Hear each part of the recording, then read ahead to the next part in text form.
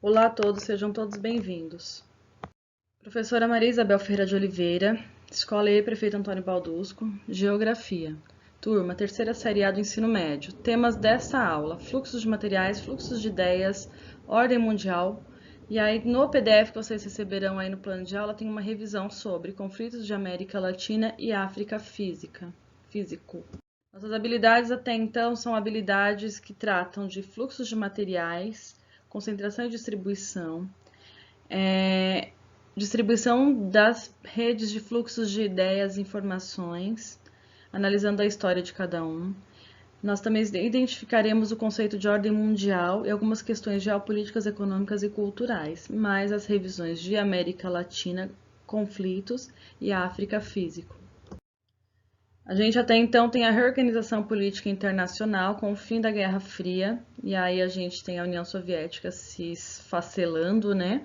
A gente tem o surgimento da nova ordem mundial. E nesse contexto, os Estados Unidos continua poderoso, sai daí da Guerra Fria ainda como poderoso. Evidencia-se o processo todo de globalização e o neoliberalismo fica cada vez mais evidente na gestão do capitalismo, onde os governos interferem cada vez menos na economia e as empresas produzem a sua decisão pessoal, independente do que o mercado aponta. A partir daí surgem os blocos econômicos. Primeiramente surge a União Europeia como tentativa de frear ou de bater de frente aí com os Estados Unidos e seu poderio todo, tá? Tem o Mercosul, que é o fortalecimento aqui do sul da América do Sul, a PEC, NAFTA, entre outros. Os BRICS também surgem no mercado já no século XXI, que a gente tem as economias de países que não são tradicionalmente ricos, mas são países emergentes, tá? Países relativamente populosos, quer dizer, a Índia e a China têm mais de 1 milhão de habitantes, e esses BRICS é composto de China, Brasil, Rússia, Índia e África do Sul. Ali, a ONU também está nessa reorganização mundial com uma importante interferência, e a ONU, até então, ela surge em 1948, lá no final da Segunda Guerra Mundial, e tem suas agências reguladoras, tá? Para organizar o mundo todo. Organização Mundial do Comércio, Fundo Monetário Internacional, a Organização Mundial de Saúde, entre outras agências da ONU. Trazendo o Brasil aqui para o contexto, tá? A gente tem aqui Brasil ligações aéreas, seria fluxos de pessoas, de mercadorias. Percebe que tem uma grande quantidade de passageiros nas capitais e também tem uma grande quantidade de fluxo em determinados lugares. As capitais, obviamente, são as que mais têm um fluxo, aliás, um fluxo muito maior.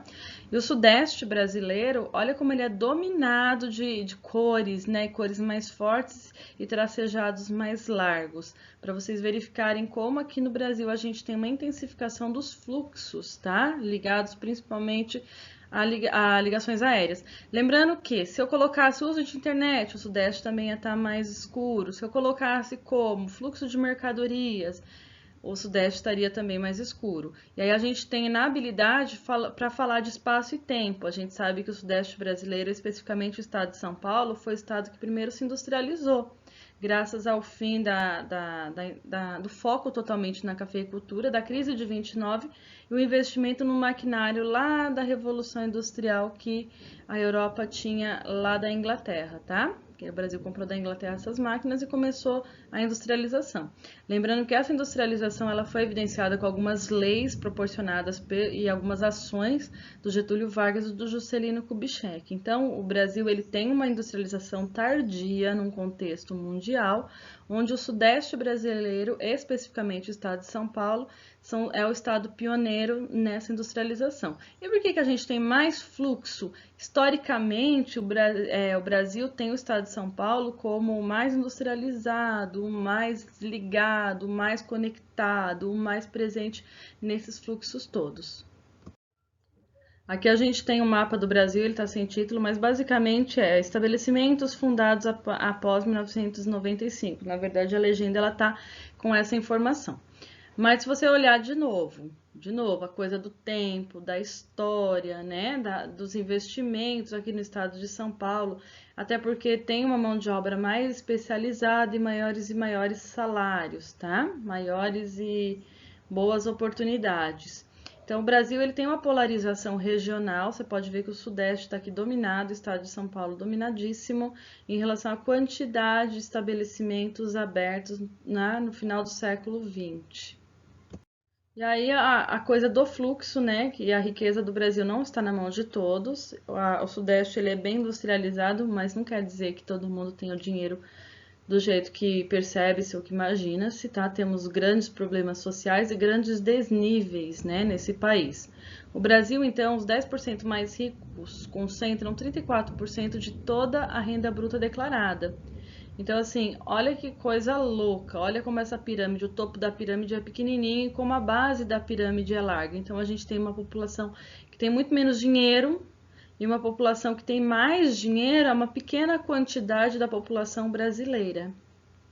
Nesse PDF aí que vocês têm, vocês vão receber as revisões de América Latina, né, localização e alguns detalhes geográficos, os conflitos históricos na América Latina, a geografia física da África, tá? Se vocês acharem pertinente e quiserem, eu gravo uma aulinha sobre esses conflitos na América Latina. É só me falar que eu deixo prontinho, tá bom?